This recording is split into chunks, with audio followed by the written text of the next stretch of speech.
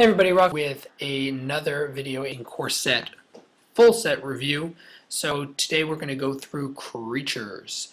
So this is probably the most fun video in a sense, just because we have slivers. Slivers are creatures and creatures are crazy, so let's get into it. We have Shadowborn Apostle first. It's not going to see much play, I think, outside of casual, just because it searches up the demon creature card, but you might as well just play the demon creature card instead of having so many of them, and it's just going to be very strange. Casual, definitely going to see it, not going to happen pretty much anywhere else. Reggaeton Fire Cat is just a bad card, so moving on. Thirst Sliver is awesome, giving haste, 3 for a 2/2. It's definitely a constructed viable card if slivers become something, and yeah, it's awesome. Groundshaker Sliver, even though it gives trample, it's just a bit on the expensive side. It's going to be a limited bomb. Don't quite know if it's powerful enough as a finisher. Probably is for a Sliver deck. Striking Sliver gives first strike. 1 for 1/1 drop is great. Obviously, we know we're going to get to the best 1-drop Sliver, but giving first strike for 1 is fantastic, and will definitely turn the tide in. Even if you drop it late, could turn the tide for your slivers, giving them all first strike. Sentinel Sliver is just a bear. Vigilance isn't all that crazy, and it's fine.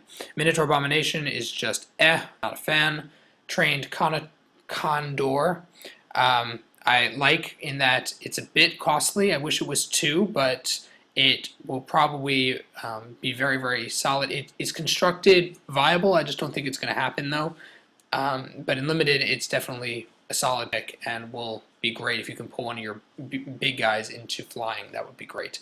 Predatory Sliver is great as a 2-drop because it itself is a bear, but it makes your other slivers. So you have whoever you drop as your 1-drop, then becomes a 2/2 as well. So if you play him after playing Striking Sliver or Gale Sliver, whatever the flying one's called, then you have 1 for a 2/2 essentially, and he's just going to be a very strong, solid 2-drop. So probably better even than Sentinel Sliver. Advocate of the Beast, it just messes with beasts. I don't think it's all that good. It's definitely on the more casual side of things. Master of Division is just one of those martial guys that when you attack, it taps a creature. It's fine, boring. Dawnstrike Paladin is just too expensive. I just think it's too expensive for what it does. And it's just a spider that has lifelink and vigilance, but it costs 2 white, which is hefty. Sliver Construct is good in that it's artifact, otherwise it doesn't do anything, so there are obviously better slivers to run. Rumbling Baloth is 4 for a 4/4. Fine and construct, not going to see it play anywhere else. Same with Coral Merfolk, unless Merfolk are a thing, and they're not going to be with him. They're just better Merfolk out there. Griffin Sentinel kind of falls into the same, I am boring, I can block early on, and then I'm just boring. Spore Mound, it just makes dudes. I don't think it's quite worth its cost. Maybe if you're playing casual funguses, then it could be weird, fun. It's just there. It's not that great. Elvish Mystic is just Lana Warelf with a new name. Kind of cool art, though. I like it.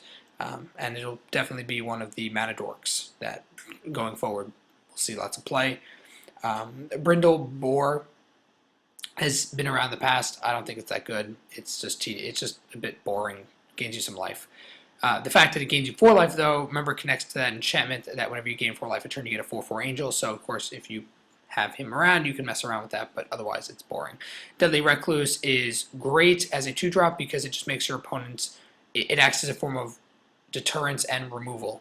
And the fact that it can block flying makes it very hard to get past with solid creatures. Charging Griffin is just not that good. If it gave 1/1 to all your creatures, fine, but it's just not good as it is. 3/3 when it's attacking, flying for 4 is not worth it.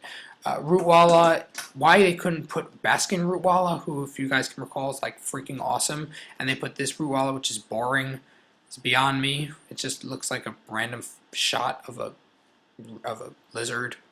So, not a fan. Baskin Ruelala is one of my favorite 1-drops, and I'm probably going to try to get into Cube. This is just not there. Marauding Maulhorn attacks each combat phase unless you control other creatures, so it's a bit solid in the power, but the fact that it can die so easily and it's 2 red, it's not all that great. Death Gaze Cockatrice is Flying Death Touch, which is going to be solid. I don't think it's quite enough tempo, and there are just better Death Touch creatures in the past, like Nighthawk, that it just makes it kind of but in constructed, it has a chance. Undead Minotaur is just it's there. Child of Night, classic, it's been around. Lifelink is fun. Nightwing Shade, the fact that it's flyer and can get stronger, if it was 1 to give it 1+1, then I think it would be a solid limited pick. As it's 2, it's a bit mana intensive for what it starts out for. You'd have to pay 4 mana for it to become a serious threat each time. Don't think that's worth it. Goblin Shortcutter is great, especially later game, where you can stop their biggest creature from blocking you. Canyon Minotaur is just boring, generic nonsense. Scroll Thief is never going to do damage to a player, so it's just a bad card. Dragon Hatchling is could be potentially a lot of fun in limited, especially if they don't have a lot of flyers, which many aggro decks don't end up having a lot of flyers. Then you can just pump it up as you go along. It can become pretty crazy. Pitchburn Devil is one of the best limited cards from Innistrad. It's maybe not a first pick in most of the packs in the set, but it's definitely going to be up there as a pick. It's freaking powerful, fantastic card. It's raw value. You get 3/3 and 3 damage for 5. It's really good. Woodbourne Balama. As long as you control 8 or more lands, it's an 8/8 trample. So I like it. I think it's going to be huge and limited because it itself will be just humongous when it lands. Obviously, if you get the Colonian Hydra, take that. But whether you have that or not, this card, excuse me, is built for limited to be insane. So it's awesome. Steelform Sliver is boring and costs too much, even though the art's kind of sick. Battle Sliver is a little on the expensive side. It's 5 for a 5/3 essential, but giving such a raw power boost and having such cool art, I'd give him a pass, but only if I was running heavy slivers in limited, maybe. I might pick him then, but that's about it. I don't think he's quite there for constructed. Vampire Warlord, sack a creature to regenerate him, but he's a good standoff card, but he's kind of bad otherwise. Sanger Vampire, in sadly uncommon, it's pretty solid. 4/4 flying for 5. That doesn't really have a drawback and is able to get stronger as the game goes on. Definitely a solid pick. Really, really solid and limited. Same with Sarah Angel. I wish they just made a Sarah Angel with lifelink, because it would be kind of good. But it's just a staple core set card. People are going to love it as they've always loved it. It's been around forever. Colonian Tusker, 2 for a 3/3. Man, Wizards, you're really pushing the 2-drop. It's almost as bad, if not worse, than Watchwolf, just because 2 of the same color is a bit rough, especially if you're running 2 to 3 colors. But in an aggro green deck, you never know. Could see some play, maybe.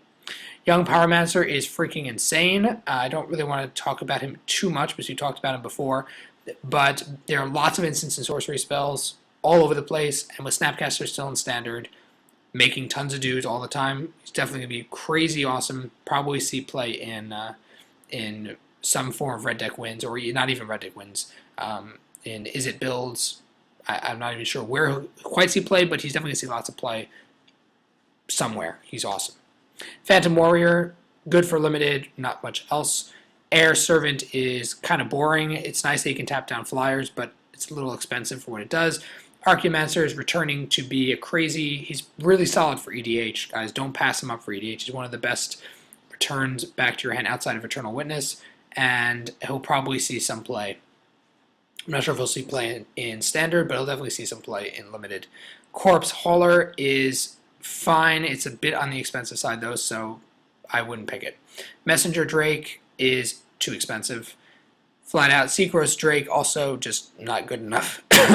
Maybe if you're running auras, then you'll be able to boost up, otherwise not. Stoner Enchanter is just way too expensive for what it does. It's just not worth it as a bomb. Warden of Evis Island is it's good if you have flyers somewhere, but you have to pick a lot of flyers. Could potentially make, if you get a couple of these, you could potentially aim for some of the flyers like Griffin Sentinel and Sarah Angel, which are repeating themselves for some reason. That's weird. Okay. Otherwise, so yeah, it's a very, very niche card. Oromancer is good for aura heavy stuff, so limited if you're running auras, go for it. Soulmender is just meh. Water Servant is pretty cool. I think it could see some play in limited, and that's about it. A Cursed Sliver, I like the Intimidate. It's still a little heavy on the cost, but we saw what the boar card, the red boar card had Intimidate.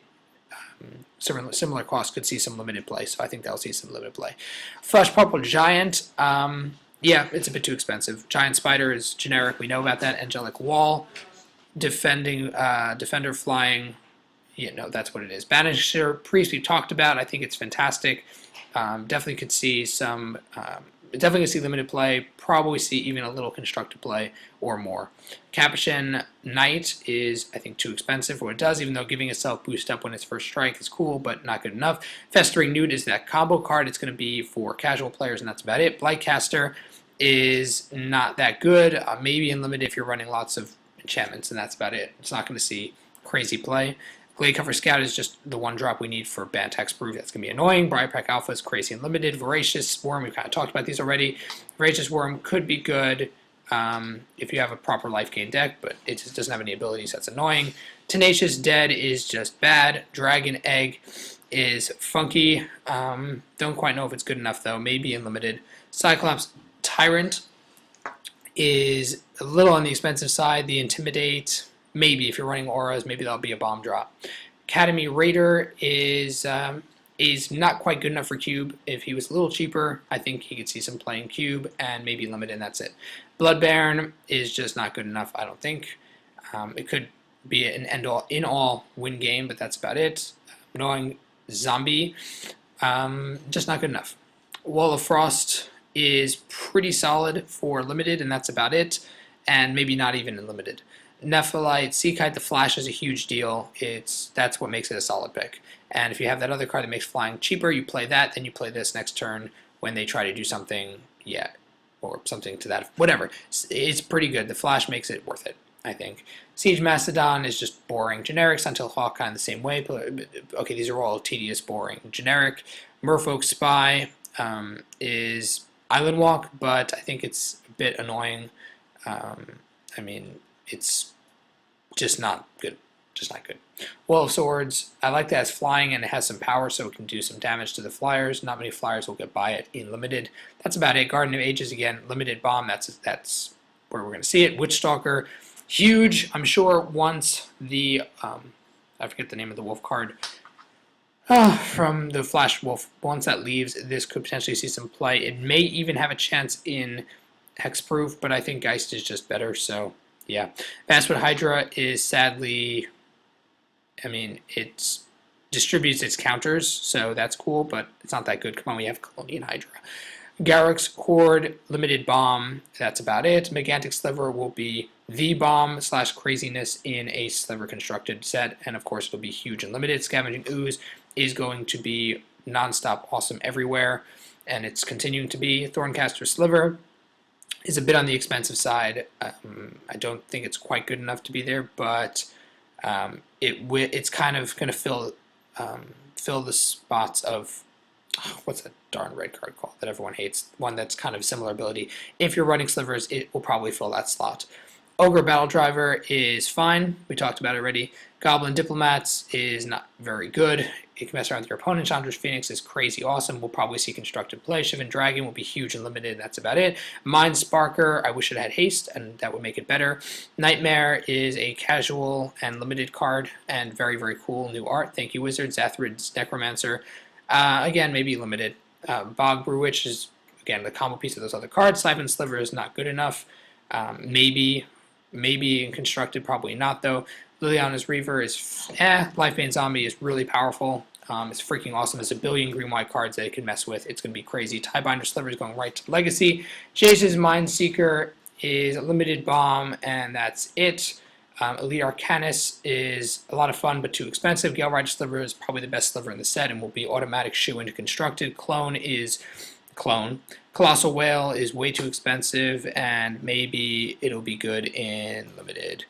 Fiend Slayer Paladin is crazy awesome everywhere. Imposing Sovereign is there's better card. Seraph of the Sword is not all that great. It's fine. Boneside Sliver is insane. Will definitely be constructed playable. Johnny's Chosen will be really good in limited and or enchantment casual decks. Colonial Hydra is the best Hydra ever. Scourge of Valkos will be limited and may see red deck wins. Probably not. Shadowborn Demon is Baneslayer in black. Wind Reader Sphinx is fun, and Archangel of Thune is absolutely insane. Go see my other video to talk all about it.